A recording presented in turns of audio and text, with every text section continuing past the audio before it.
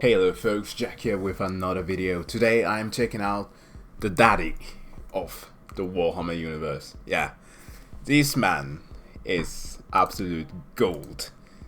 It is so enjoyable to listen to Baldermort's voice and just to do whatever it is that you are about to do, even go to sleep. Like, imagine, I don't know if this man has a kid or not, but he has to be the luckiest child in the world. Imagine going to bed just listening to that wonderful voice, just telling you tales of battle, of glory, of combat.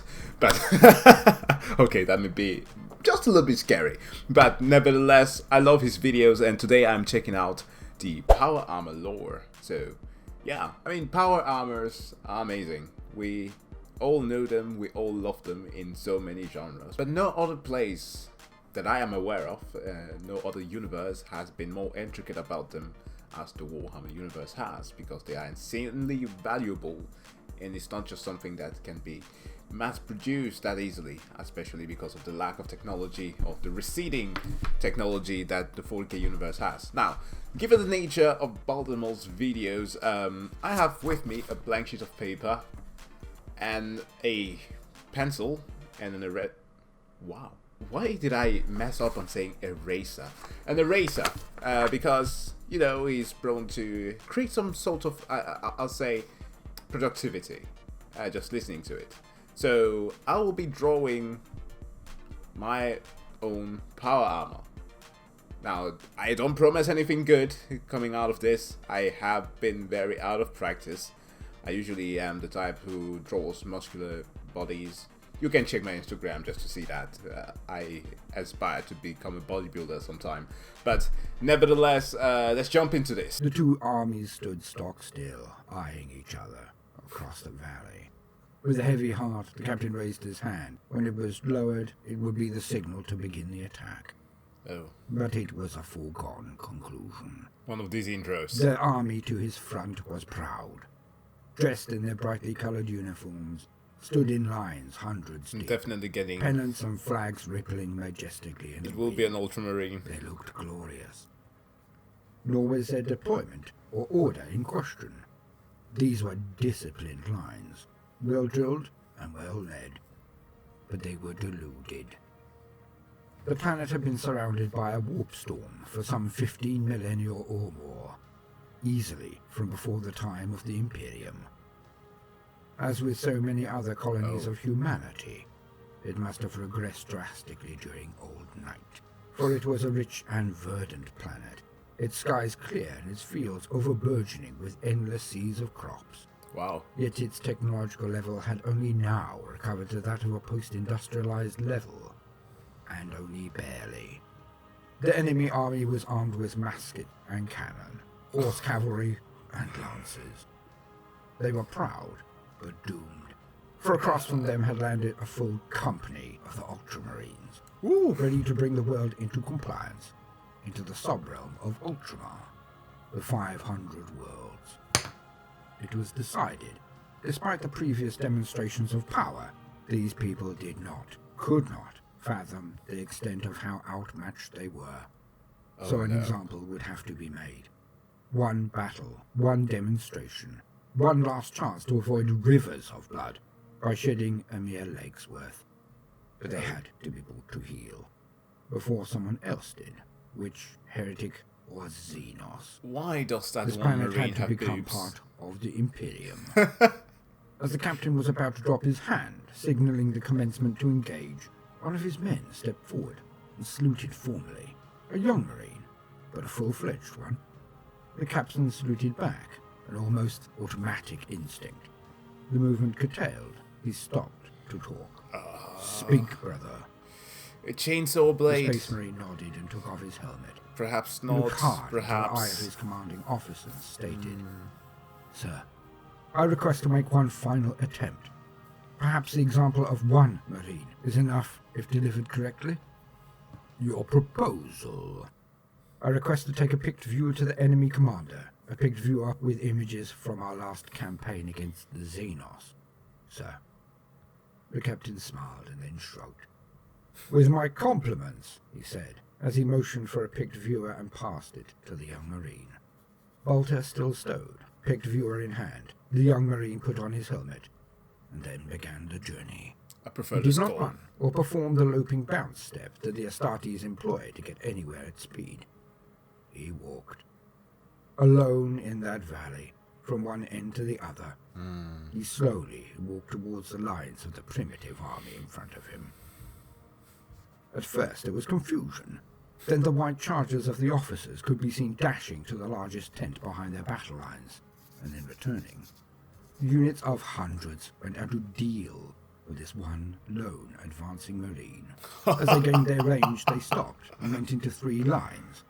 One kneeling, one crouched, one standing. Every last one of them aiming at the Marine. Fire cracked out from them in a volley that would, no doubt, have destroyed anything that they had ever fought before. But to the Marine, in his power armor, it was less than water off a duck's back. Shot ricocheted from him again and again as he approached them, never changing a pace, never missing a step.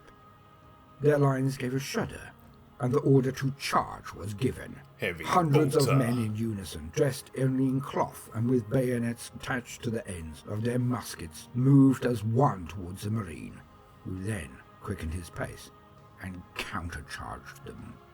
When the two collided, the men in cloth were thrown backwards into the air. Nothing stopped the Marine. He charged straight through their lines, now at the other end, never stopping to engage, but never allowing himself to be slowed. He now charged at full Absolute tilt tank. towards the center of their enemy lines. Huge clumps of earth began to explode to his left and right as the cannon found their range. Yet still, he did not break his stride once. A deafening cheer went up from the army as a cannonball hit directly on, throwing the Marine back 20 yards. It silenced again. That's when he barely a simply bolter. got up and started his charge once more. It's but As a every scratch. form of weapon, shot, cannon, or even knives at their disposal simply bounced clean off the Marine. Never once did he return fire. Never once did he lose his bolter. At the last, he made it all the way to the command tent and found a welcoming committee outside. It was obvious that attempts had been made by underlings to take their general away from harm, but had been flatly overruled. As the last ring of the general's Praetorians began to level their muskets and try to make a throw of it, the Marine stopped. He held his open hand up and then took off his helmet once more. Ooh. He raised the picked viewer, which he had defended perfectly, into the air to show it to the opposition's general. We will fight if you choose, but now at least you know what you face. But I want to show you 2 more things. He drew out his bolter slowly and carefully, showing that he was not a threat, and shot it at the ground. The men in front of him took one step back as his bolter round struck and exploded clouds of sod all around. The eyes of his audience were wide as he slowly slung it again. Oh. As he did so, he raised the picked viewer and said, "But apart from our arms and strength, I want to show your leader, your commander, one other thing. So at least he understands why we have come." Is that And down to lead Praetorian Victorian finally Linus stepped tech tips? forward, quite clearly their general. The Marine went to him and passed him the picked viewer and gave a brief instruction on how to change the picked in question. There were images of orcs and other xenos assaulted the eyes of this man for the first time. He whitened. Oh, they were as he so viewed, innocent. all colour draining from him. Sweet summer His view of child. reality shattered by less than 100 images. The Marine took half a step forward, conspiratorially, not aggressively, and he said, "These things exist, and worse. You have been in a bubble, protected from the reality of the galaxy in which your world exists. We, the Imperium of mankind, your fellow humans, have shielded you from these horrors. Your world has developed. Your population, your nations have grown under the aegis of our protection. It is now time to grow up. It is time to do your share. It is time to fight for all of humanity." Old drummer. Wow. His intros are always so good. Oh. Welcome, gentle listener. I am Baldermort, and I wish to introduce you to the forces, factions, and war gear of the Warhammer 40k universe. It looks kind of good so far. Today, we shall discuss one of the most important elements of the Warhammer 40k setting, both visually and in-universe historically. Without it, there are no Space Marines. There are no Impervious Grey Knight or Custodes, no Inquisitors tooled up to engage a nest of heretics or cultists. Without it, there simply is no requirement for melee, or for the level of destructive power in even the handheld armaments of the grim darkness of the future. Yes, today, finally, we get to discuss the very basics of power armor. Ah, power armor. How I love thee. Cloaked It has come in many guises and many forms, in a rich and populous amount of genres, but I, for one, feel that few do it the justice, give it the import it should have, as much as Warhammer 40k. Okay, skull in the center. These sets That's of for armor sure. make anyone almost invulnerable. Power armor is the sign of the Space I can Marine, just and to draw the wear eyes. it and not be Astartes is a show of the staggering importance and influence of any who do. It makes one into a walking tank, a thing almost invulnerable to most forms of conventional harm. If used with expertise, it is deadly unto itself. But let us lean on existing wisdom to gain the basics of this most important of wargear. To quote, "The enclosing suit of armor worn by Space Marines are made from thick ceramite plates and would be cumbersome but for electronically motivated fiber bundles that replicate the movements of the wearer and supplement his strength. The last gene seed organ to be implanted in a Space Marine, the black carapace, rests beneath the skin, itself fitted with neural sensors and transfusion ports. These plug-in points mesh with Space Marine power armor, linking the wearer's nervous system to his suit's mind impulse controls, turning the suit into a second skin that moves with all the speed and precision of the Battle Brother's own body.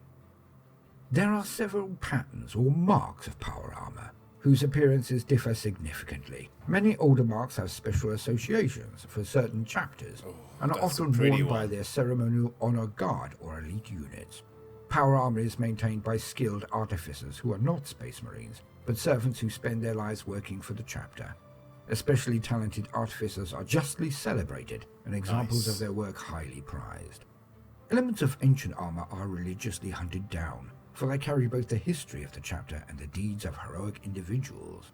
Such pieces are lovingly restored and painstakingly engraved with new designs.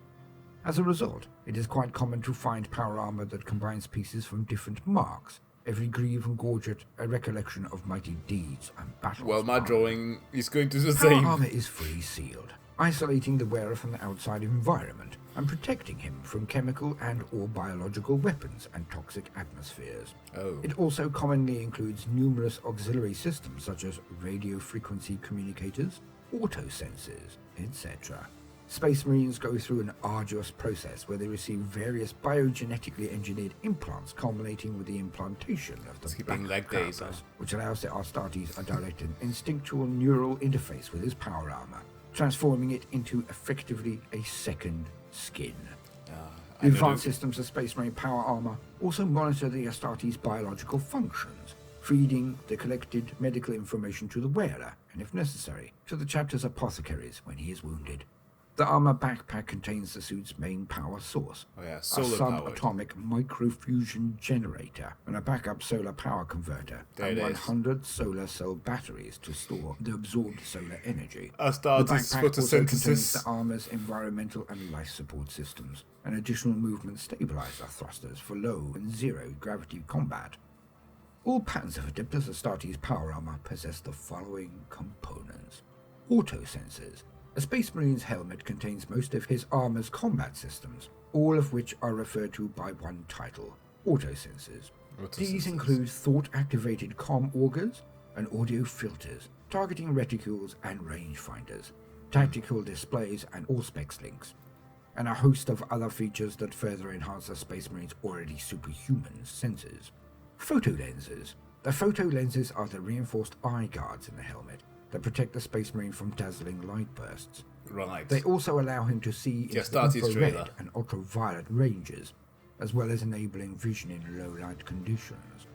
Respirator Vox Grill. The Vox Grill can amplify a Space Marine's battle cries to deafening volumes. It also contains a respirator to filter out toxins and can be shut off with a thought, drawing instead upon an internal oxygen supply. The Gorget, part of the armor that protects the throat. The Pauldron. The auto-reactive shoulder guards are shaped to deflect as well as absorb incoming blows. These shoulder plates typically display Adeptus Astartes identification markings, including chapter symbols, company and squad markings, as well as many other honor badges. Gauntlet. The armored glove that protects both the hand and the wrist. Plastron. The armored chestplate that is designed to protect the suit's armored power cable, and more importantly, the Astartes' vital organs. It is typically adorned with the Imperial Aquila, or the Imperialis Honor for more veteran Space Marines. The Couture, part of the armor that protects the elbow. The Vambrace, part of the armor that protects the forearm. The Pauline, part of the armor that protects the knee. Greaves, part of the armor that protects the lower leg. The Greaves incorporate gyroscopic stabilizers and power units that can magnetize the soles of the armor's boots for combat in zero gravity or other unstable conditions. Sabaton, the armor boot that protects the foot. Backpack power unit, as discussed.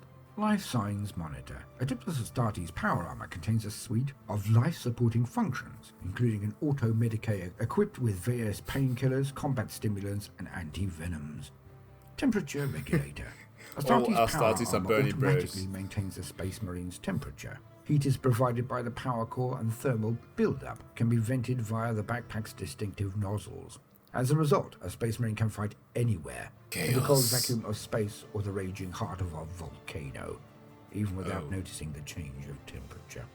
Nutrient Reservoir. Astartes power armor contains a self-replenishing high-energy liquid food store that can sustain a Space Marine's metabolism without. I knew that the Salamanders could swim in there is no need for a Space Marine to eat or drink. Okay. End quote. Astonishingly difficult to mass-produce and maintain. The investment in time, resources, and effort to produce them is staggering. In a world of ever-diminishing technological acumen, it is no surprise that power armor is actually very rare. Almost the entire production power of all of the Adeptus Mechanicus is devoted to equipping the existing and newly forged chapters of Space Marines in power armor. The attrition levels in said forces cannot be anything but skyrocketing due to the recent times of the opening of the rift and the coming of the Great Devourer. The Black Templars. Also, because power armor worn by non-Astartes or Primaris Space Marines is done so without the benefit of the Black Carapace, without this fundamental important piece of bridging technology, the armor only performs at a reduced level. Its protection is no less, of course, but its strength enhancement, speed, precision, acuity, and agility are all greatly reduced. Also, they require hours and days of training to move in properly, so a normal human could jump into a set of power armor, but their effectiveness in a combat situation may prove more of a liability than a benefit. All power armor comes from a standard construct template, or STC, so was originally forged in the time of the Dark Age of technology. So Mechanicus just wet their pants. Activity like void repairs or exploration of hazardous terrain. It has been seen across the galaxy, and has been deployed by many an adversary of the Imperium also. The techno-barbarian armies often employed it, and some civilizations that were encountered on the Great Crusade also. But what has always been lacking is the joining of the Black Carapace-wearing Space Marines with the armor. As such, the Imperium can be argued to have fielded the most devastating armies the universe has seen since the War in Heaven. For the combination is key. There have been many marks, models, and designs, and in the future, we shall go through each and every one of them to discuss the precipitating factors in their development, their deployment history, distinct attributes, and advantages. Now I look forward to it. Sanguinius. For power armor is one of my favorite things in the Warhammer universe. It makes a single warrior, a single Space Marine, into a thing of horror and terror, for there is little that can stop them, little that can invade them, and nowhere they cannot go. So, expect to see a lot more of Power Armor as time goes by. I have been Baldermort, your faithful servant. If you have enjoyed this very brief introduction to Power Armor, then do please consider liking and subscribing. If you do so, then please do also click the notifications button. I would not want you to miss out. If you are a regular gentle listener and see the worth in what we are doing, then do please consider supporting us on Patreon or with a one-off donation. Now, no matter what you do today, do try to make some time for fun. Toodaloo. I am so sorry. I just got so sucked into this video that I forgot to react really much. But Baldermort's videos are just so calming, and that first intro there is something that I would love to see be animated. It truly is a show of force. Like, yeah, you sweet summer children. You've been living here in entire protection from the outside world while we've been fighting to protect your ass. Now take a look at what the reality looks like. And also take a look of what I managed to create. It's not the greatest thing in the world, but nevertheless I couldn't decide whether or not it should be like an Ultramarine or a Black Templar, or yeah, I mean pretty much just the things that I've been learning about in the 40k universe. Not even gonna decide if it should have been like one of those blades that Jerusian had, or like a normal chainsaw blade. But anyways, I got that. It's a marine nonetheless, characteristic with a bolter. It makes sense to me. Like, I'm not gonna lie, it's very difficult for me to be doing just a video like this, because it's, man, I just want to just listen and say nothing when he talks. Perhaps I'll, once I settle, I have downloaded Cinema for a day, so I may be able to do some 3D modeling, and I'll be doing more some sort of like, I don't know, ASMR type of videos for Warhammer. It's strange to say, but I've listened to his video on the Blood Angels, and that beginning of anger, the intro where he mentioned the anger that they go through, was so damn calming. I loved it. But guys, hopefully you liked this video as much as I did, and if you did, of course, don't forget to give the video a like. If you want to see more Warhammer related content, don't forget to subscribe. Also do some gaming and a bit of rants once in a while. They do occur. There's lots to talk about. But with that said, guys, I wish you to have a very nice day, and like Papa Baldermort said,